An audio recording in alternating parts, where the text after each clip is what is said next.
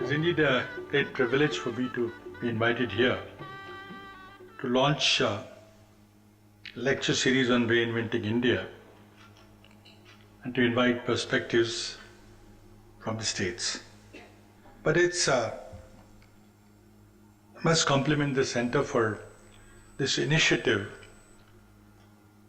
that first of all you recognize that we are at a point in time of our development, of our history, which is quite critical in the sense that things could go horribly wrong, or things could get a lot better than what they are today. And the balance is whether we go this way or the other way is quite delicate. Accidents happen. Maybe some accident could trigger movement one way or the other. And then things could be beyond the help of anybody. And therefore, before things overtake us, can we shape our own future? Today we face a challenge of uncertain economic situation in the world and which we are affected badly. And also a challenge of a polity which is getting ever more fractured. The challenge of energy security, water security. We continue to face challenge of terrorism. And on top of that, when divisive tendencies within the country, subnational aspirations, special interest groups aggressively asserting for their rights or perceived injustice of centuries. And we have a very, very fluid situation, which of course coming of every election, these tendencies get heightened as they are today. And that is where accidents can happen, unintended things can happen, and things could go out of hand. Looking at the country from a perspective of a state, from Mumbai, and from the priorities of the state of Maharashtra, what worries me most is the likelihood of an extremely fractured outcome in the forthcoming Lok Sabha election. We have been getting increasingly fractured mandates, but somehow the national parties have remained important, and they've been able to form coalition governments, strong coalition governments, or not so strong coalition government, but the large party which led the coalition was fairly strong. Now when I look at 2014 elections, I'm not sure how the votes will actually turn out, because there's a long time before the voting actually takes place. And I'm absolutely sure, and I can predict with fair amount of confidence that the elections will be held on time. Of course, in politics, accidents can happen, but I think we are we're ready for elections any time, but I feel that the elections will be on time. But how verdict will turn out, I'm not sure, but if you look at the present trend, things worry me. The possibility of a greatly fractured verdict cannot be ruled out. I personally don't think it will be that fractured. I think people will see the sense, people will realize the danger of a very badly fractured verdict, and people will vote a more stronger government, perhaps at least as strong as the situation that we are today. But in case we get a fractured outcome as some of the polls or some of the surveys have indicated, then I greatly fear for a future or very existence of a country as a multilingual, uh, religious, multiple kind of diverse society coming together as a nation and continued as a democratic republic. That itself, that idea itself will be threatened if you get to what predictions are coming today. I see great difficulty in forming a stable government, and that leads to two possibilities. One is election in quick succession, like we had in 90s, and that again may not guarantee a very stable outcome unless there are major realignments take place, which are not on the cards. The whole idea of a coalition government, whether in states or in center, will be difficult to reverse because the benefits that accrue to the smaller parties with the coalition, being part of a coalition government, are so enormous that nobody would try to reverse that trend, that everybody has a stake in getting a more fractured polity so that there is no strong government at the center, that everybody pulls in whichever direction they want to and plead for their special interests. All special interests will become so predominant, and it will be a condition to form a government that people will join the coalition provided the conditions were met, and I think that will be the undoing of India. And I really greatly fear that if the verdict in 2014 Lok Sabha elections is more fractured than it is today or in 2004, we face an uncertain economic situation. Our energy security poses a great threat to our survival. Today, we import more than $125 billion worth of crude oil. Add to that about $45 billion of gold import. To try to stop that, they'll be smuggling. And other essential imports, putting such a huge pressure on our current account deficit, our balance of payments, that rupee is under threat, and we see what's happening to rupee. That will have a direct impact on our manufacturing industry, and then that will have a direct impact on jobs. Looking from perspective of Maharashtra, the broad themes can be outlined. One is that you cannot allow indifferent development of different regions of the state. And that goes for the country also.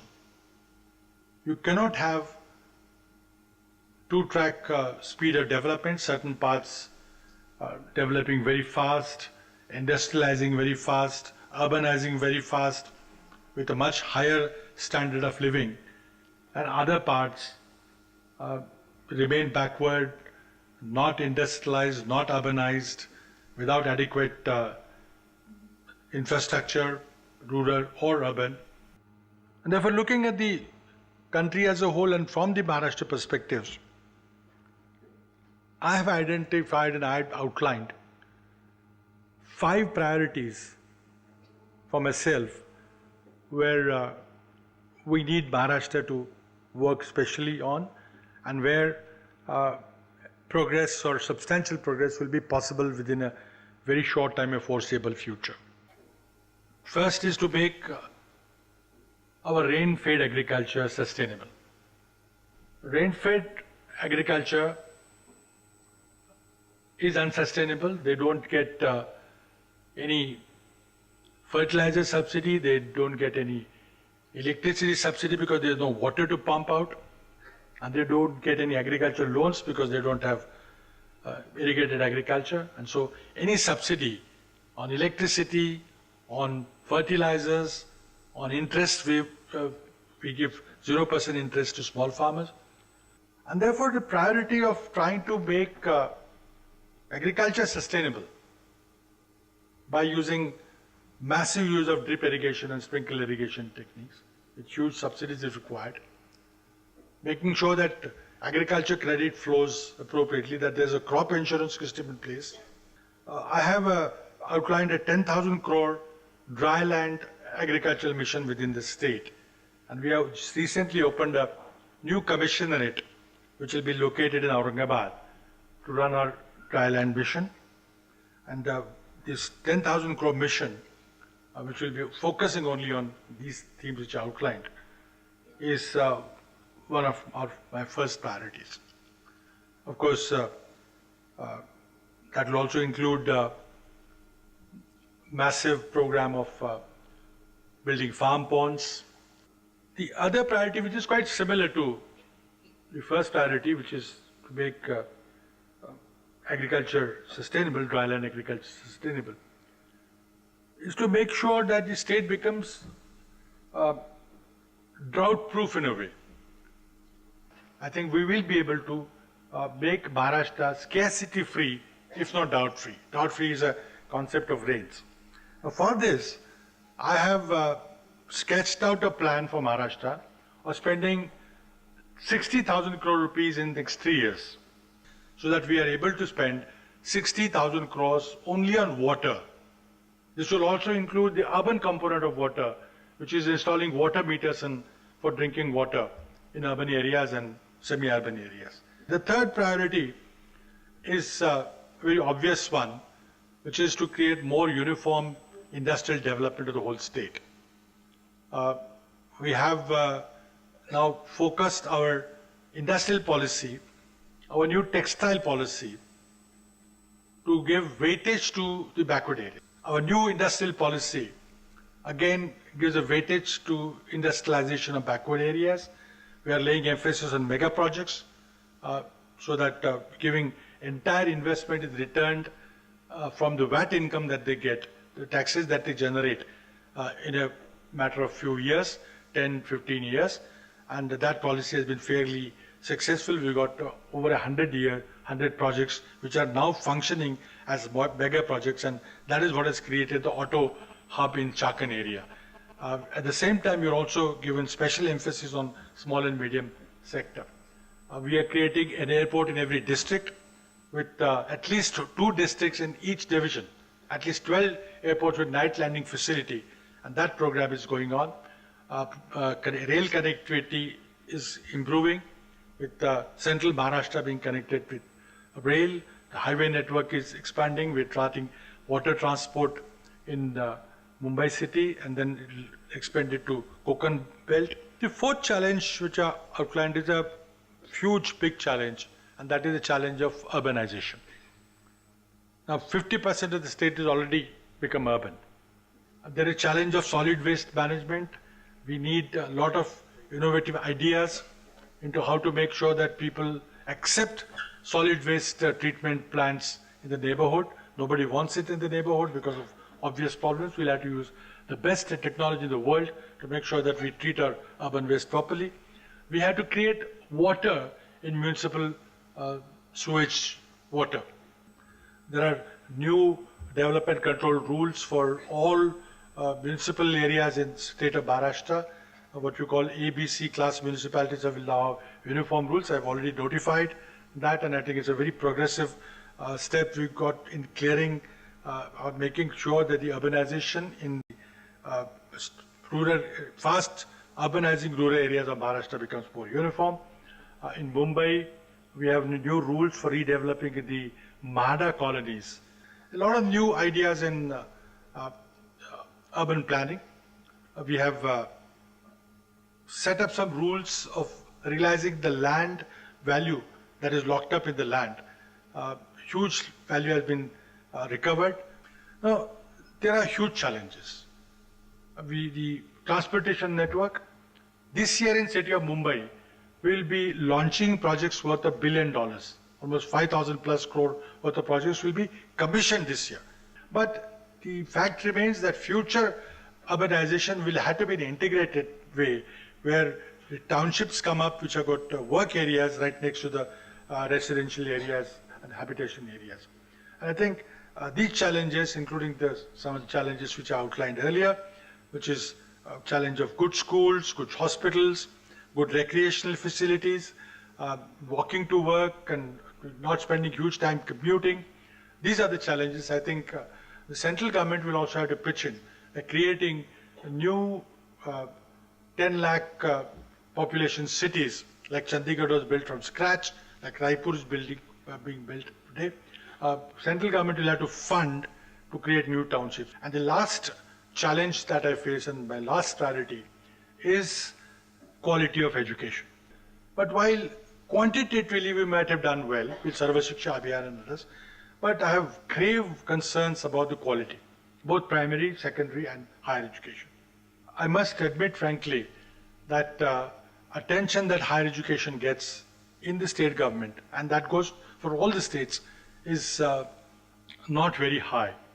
I think all these challenges which I have outlined myself, just bringing perspective, if my state improves, if Maharashtra grows at a rate which already we always have grown at a rate of growth higher than the national growth rate by 1 or 2%.